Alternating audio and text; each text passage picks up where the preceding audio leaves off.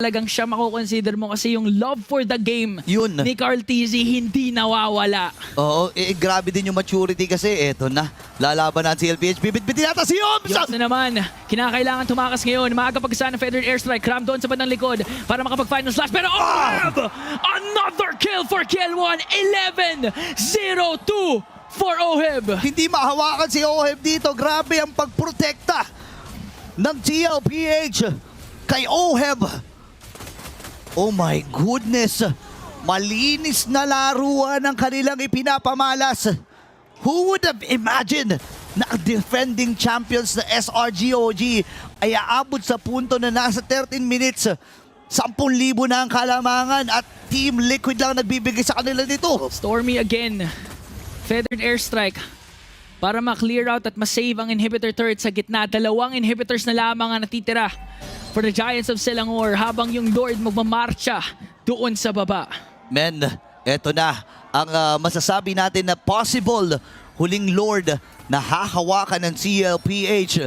Naririnig natin ang sigawan sa Amazon Esports Arena. Ibinibigay na nila ang lahat at lahat ng mga kabayan natin na nandito sa Saudi, lahat ng Pilipino na nasa buong mundo ay nakatutok na dito. Huling pagmarcha ng Cavalry kasama ang Lord. Narito na Team Liquid Philippines. Kakayanin nga ba nila i-end? Buhay pa. SRG buhay pa rin naman. Innocent nakakapag-free hit ngayon pero Sanford nandun sa likod. Hey! OHEB na naman. Makakapitas ng 2. Gusto pa nila makarami. Cram ngayon na-stun out si Innocent nakakapag-free hit pero makakataas pa rin naman si Carl Tizzy. Buhay pa. Na-shutdown dito si OHEB. So buhay pa rin ang SRGOG. Okay, si Cram ngayon nakikipagsabayan na Innocent.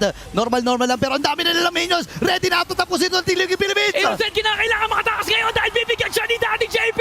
At sa muling pagsalang, may babalik ang karangalan sa perlas ng silanganan.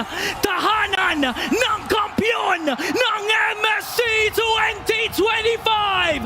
Team Liquid Philippines!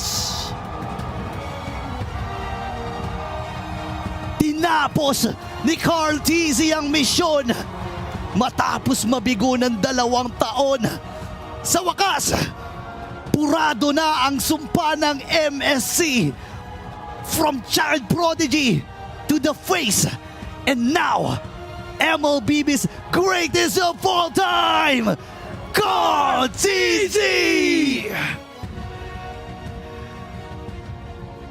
Kakaibang emosyon ang nararamdaman ng lahat.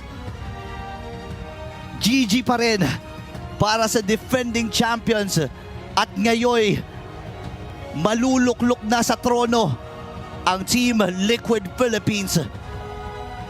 Grabing selebrasyon ang ating nakikita. 4-time MPL champ, 2-time M-Series champ, and finally, MSC champion for the certified GOAT of MLBB!